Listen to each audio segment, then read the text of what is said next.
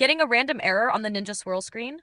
Whether it's E1, E8, or something new, error messages stop the machine cold. Here's how to decode them and fix the problem fast. Step 1. E1 error, overheat or sensor glitch. If you see E1, the motor may have overheated or the sensor is confused. Unplug the machine, wait 60 seconds, then plug it back in. This resets the system and often clears the message. Step 2. E8 error, swirl press jammed. This usually shows up after pressing the handle too soon or mid-cycle. Unplug the unit, let it sit for a minute, then plug it back in. It should auto-retract the swirl press and clear the error. Step 3. Double-check all part alignment.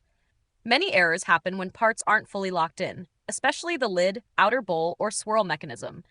Disassemble and reassemble everything slowly and carefully. Step 4. Look for food blockages.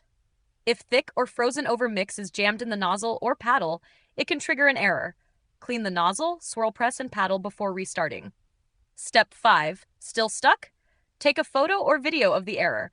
This helps Ninja Support troubleshoot faster. Contact them using the link in the description. They may offer part replacements if needed.